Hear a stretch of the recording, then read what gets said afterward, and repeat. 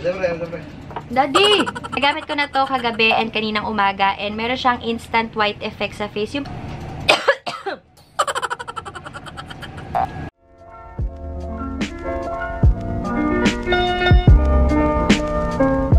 Hi guys! Kamusta na kayo? So, napanood nyo na naman yung HBC tour natin. Siyempre, kasunod nun is HBC Haul.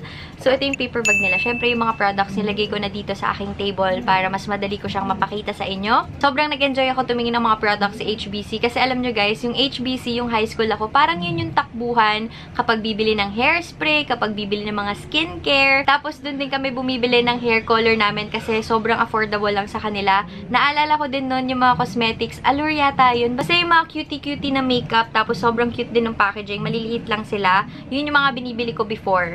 And dahil ngayon, may nakikita ako mga YouTubers like si May Layug, tapos si Miss Ann Klutz, na ni-review nila yung crayons na cosmetics. Kaya na-intriga ako kung ano ulit yung meron sa HBC. Sadly, wala pa silang stocks ngayon ng crayon cosmetics. Kaya nag-iwan na lang ako ng number ko para ako yung una, diba? Gusto ko talaga siya gawa ng one brand makeup tutorial kasi sobrang affordable nung crayons na yun.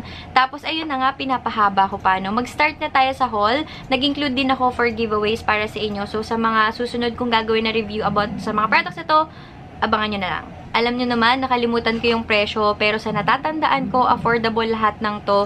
Meron silang mga 100 below na skincare, kaya for sure lahat to is affordable. Syempre, yung uunahin ko muna is yung pinaka-pinuntahan ko talaga dun sa HBC, which is itong Total Solution Perfecting Cream ng Hortaleza. This one has sunscreen and meron siyang multi-benefit solution. Description niya, Perfecting Cream is a multi-benefit product that is formulated with skin lightening, sun protection active ingredients, plus vitamin antioxidants to offer total solution for different skin needs. With regular use, skin is soft and radiantly glowing. Nagamit ko na to kagabi and kaninang umaga and meron siyang instant white effect sa face. Yung parang magiging glowy yung skin mo.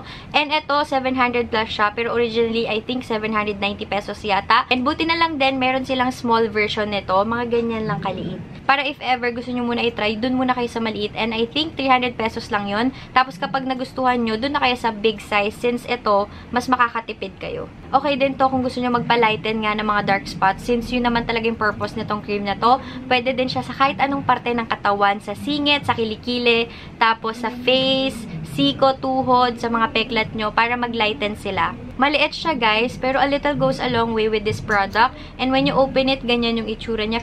Tapos, alam niyo may kaamoy ito pero hindi ko ma-distinguish kung ano. Hindi naman na-irritate yung skin ko kasi pag mga ganitong products, parang overnight lang malalaman ko na kung ano yung naging effect niya sa skin ko. So, bago yata siya, Sansan High Definition Everyday Glam Lip Kit. Ito sila. Meron silang 4 shades na available. Dapat isa lang yung bibilin ko. Pero sabi ko, lahat na nga. Since 269 pesos lang naman siya. Much affordable to compared dun sa mga ibang brands na nakikita ko. And guys, sinwatch ko to kahapon sa HBC store. Besh, nandito pa rin siya. Nagulat ako. Malalaman naman natin yan kasi ito, I'll be doing a separate video. Lip swatch and review. Tignan natin kung long-lasting ba siya or hindi. Ganda din ng packaging nila, no? Sobrang classy tignan. Makikita niyo yung color dyan. Pakita ko na nga sa inyo lahat. Ito yung mga colors ng mga lip kit. Sansan na yung mga napakita ko. Sundan na natin siya ng Face Sculptor Contour Blush Highlight Palette. Vitamins A, C, and E. Ang taray, no? May pa-vitamin si Sansan. Pero ito siya. Meron ako ditong Color Fix na ang tawag dito, Corrector and Concealer Palette. So, ito na lang yung gagawin kong parang foundation. Nakita ko to ni review ni Georgia. Ayan siya. Next naman is itong Glam and Glow Eye and Cheek Palette. Ito siya, oh. Naalala ko dito yung LA Girl, pero ito much affordable siya. Kasi diba yung LA Girl na mga ganito, nasa 500 plus yata. So, ito, nasa 200 plus lang something, ganun. Meron din pala silang Sansan High Definition na blush stick. Meron din siyang brush sa dulo. Tapos, natanong ko kasi dun sa, manager nila. Sabi, mas nauna daw to kaysa dun sa BLK. And I also have here yung Voluminizing Comb Mascara with Vitamin E. Ang taray, may vitamins pa siya. Ang ganda din ng packaging nila kasi uniform. So, ayan. Ang tawag dito, metallic purple na may pagka-blue. Ayan siya. I have here yung Creamy Matte Lip Stain. This one is 199 pesos. If you're looking for an affordable liquid lipstick, may recommend ko to sa inyo. And yung isa siguro for giveaway na lang. So, abangan nyo dun sa video na gagawin kong review. Ang shade nito is Sweet Hazel tsaka Prowess Purple. Meron din ako dito nung lip crayon nila. Alam nyo naman, ni-review ko to and sobrang nagustuhan ko siya. Meron siyang minty feeling sa lips kapag nilagay nyo na. Ayan yung color na sinuot ko ngayon. Anong color ba to? Lucious Cocoa. I super love this shade. Tapos ito, nag-stain naman siya sa lips and nagtatagal siya. Depende na lang syempre kung oily yung kakainin nyo, mas hindi siya magtatagal. Pero kung hindi naman kayo masyadong kakain, bongga pa rin siya. Ang ganda ng shade, no? Perfect for everyday. Feeling ko mga beshi, ang bilis ko na naman magsalita, pero pagpasensyahan nyo na. Nag-e-enjoy kasi ako dito sa haul na to. Meron ako ditong iba't ibang shade, so abangan nyo sa video na gagawin ko. And if ever din gusto nyo ako gumawa ng mga swatches nito, comment down below para gawin natin yan. Tapos dun sa video na yon, magpapag-giveaway tayo. Ang dami nating nakapilang video, ng exciting. Next naman is pang color ng hair. Marami sila dong available, lalo na yung mga nasa tube type, na color green, red, something ba yun. Mas okay yun. Pero kasi gusto ko naman maiba, itatry ko to. Kita nyo naman yung buhok ko, medyo orangey na siya, lalo sa personal. So, magtatry ako mag-dark ulit. Medium brown, easy color cream hair dye. Kompleto na daw to.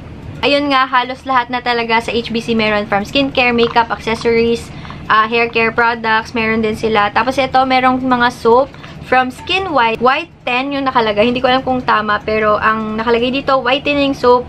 Yung isa is Kojic plus retinol and yung isa naman glutathione plus vitamin C. So, alam nyo naman na pinapaputi ko yung ibang parte ng katawan ko kasi as you can see, hindi ko alam kung kita siya eh. Parang dito lighter siya, pero dito sa kung saan ako nagti-t-shirt, pababa, dark. So, yun yung mga pinapaputi ko para naman hindi masagwa yung kulay ko, para naman pantay siya. Meron ako ditong bath soap. True Clean yung brand niya. Tapos ito, papagamit ko siya kay Kiel kasi sensitive yung skin ni Kiel. So, mas okay sa kanya yung mga ganitong products. Meron din silang True Clean na hand gel antibacterial. Ilalagay ko to sa kotse. At alam niyo yung mga ganitong size, perfect for traveling. Sakto, magta-travel kami bukas, ay mamayang gabi sa La Union. So, dadaling ko to. And meron din silang True Clean na hand spray antibacterial na parang alcohol. So, ito, ilalagay ko na siya sa aking bag later. Ang arte. Meron din ako ditong Skin White na lotion. Gusto ko lang mag-try ng iba. Alam niyo naman, di ba, sobrang favorite namin ni MJ yung Flawlessly You. Teka lang, kunin ko. Flawlessly You na whitening lotion. Ito siya. Meron din ito sa HBC. Lalo na yung soap nila maganda rin. Buy 5, take 1 for free. Kaso hindi na kami nabili since ang dami ko na ding soap dito. Tapos meron pa ako nito para itatry. So, nag-pass muna ako dun sa Flawlessly You. Pero ito, favorite talaga namin yung brand na yan ni MJ.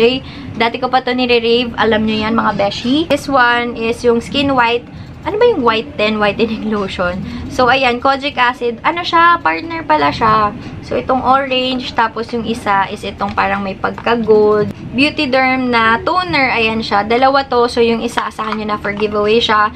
Zero peeling, zero redness. Parang yung sa Maxi Peel Zero. Feeling ko twinning sila, yung kumbaga sister company, ganun. Hindi ko muna yung susubukan ngayon, pero I think this one is, magkano ba to? Nasa 47 pesos yata, sobrang mura lang.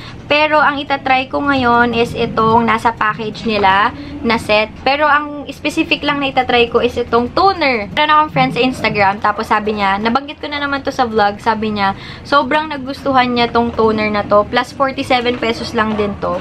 Alam nyo naman, yung mga natatry kong toner, Miracle Toner, tapos yung toner from Caris, mga 1,000 plus sila.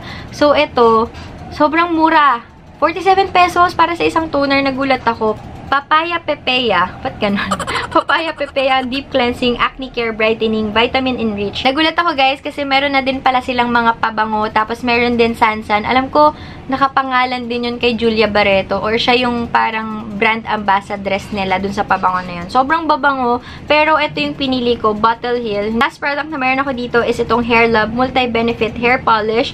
So, ayan, kapag damage yung buhok nyo, okay itong product na to. Meron ako ditong Cuticle Coat for all hair types. Ayan siya. And meron naman itong Cuticle Coat na classic.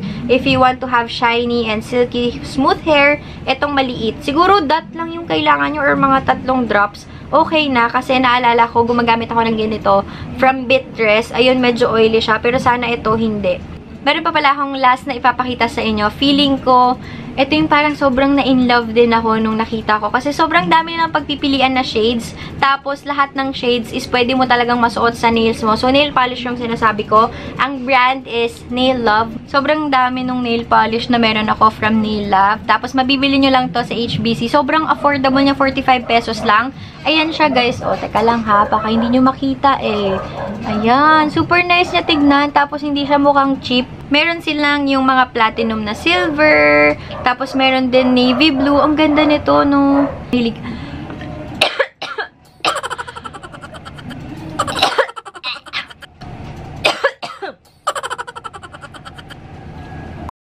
Kung mahilig kayo mag-nail polish, yung mga mag-combine na mga colors, HBC ang sagot. Kasi sobrang dami talagang pagpipilian. Yung tipong hindi mo na alam kung ano yung color na bibilihin mo sa sobrang dami. Wala pa naman akong tubig dito, kakaloka. Dito na nagtatapos ang aking haul. Sobrang dami nito, guys. Tapos, inubo na ako kasi nga ang daldal ko, tapos wala pa akong tubig dito. Sana nag-enjoy kayo and sana din nagkaroon kayo ng idea sa mga products and brands na bago from HBC. If ever na gusto nyo mag-visit sa mga stores nila, check nyo lang yung website nila. Ilalagay ko dito sa screen kasi doon ako nag-check kung saan merong available na HBC. Since dito sa Las Piñas area, parang wala. Dumayo pa ako ng Zapote Kabila, pero walking distance lang naman yun sa amin. Tapos, dumayo din ako ng Dasma kasi nga mas malapit yun sa amin. Tapos gusto ko talaga ikutin kung ano pa yung pwedeng mahanap ko sa HBC kasi nga ang tagal-tagal na nung HBC. Parang nakalimutan ko na siya noon tapos ngayon nagbabalik dahil sa, alam niyo yun, dahil sa Sansan and dahil sa BB Crayons Cosmetics. Kaso out of stock pero magkakaroon din tayo niyan. Kung may gusto kayong ipa-review sa akin na product, comment down below kung ano yung pinakaunang re-reviewin natin. Pero feeling ko, yung lip kit kasi parang bago siya talaga sa paningin ko. Yun na nga, hindi ko na ito papatagalin kasi daldal ko na, hindi ko na mapigilan yung sarili ko. Huwag niyong kalimutan mag-subscribe, mag-like, and mag-notification bell para ma-notify. Hindi ko na alam sinasabi ko. So, yun na nga. Basta subscribe and like na lang. And I'll see you guys on my next video. Bye!